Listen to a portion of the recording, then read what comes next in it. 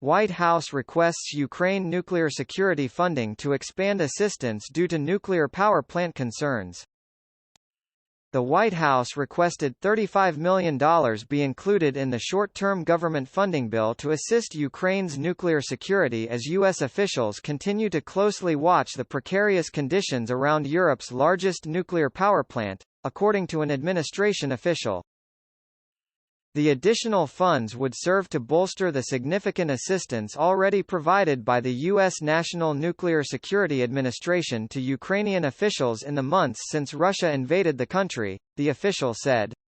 It comes as U.S. officials and their international counterparts have been on high alert over the potential for a nuclear accident at the Zaporizhzhia nuclear power plant in southern Ukraine.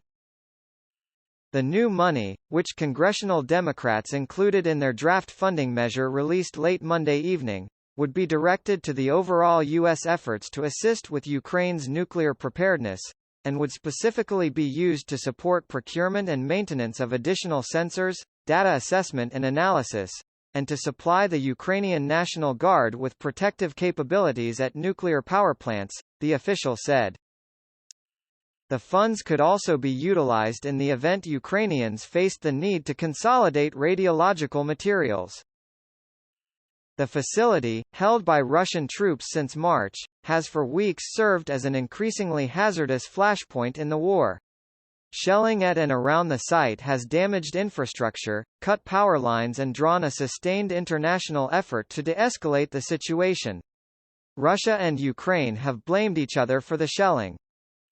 We've been working with the International Atomic Energy Agency and with Ukrainian energy regulators to try to make sure that there is no threat posed by a meltdown or something else from the plant, Jake Sullivan, the White House National Security Advisor, said Sunday on CBS, Face the Nation. We will continue to do that, but it's something we all have to keep a close eye on. The White House funding request came as part of the overall U.S. effort to assist with Ukraine's nuclear preparedness, which has grown increasingly important as a result of the events at Zaporizhzhia. It also comes as Russian President Vladimir Putin has taken a series of dramatic steps to escalate a conflict he launched and has now found his country mired in after more than 7 months.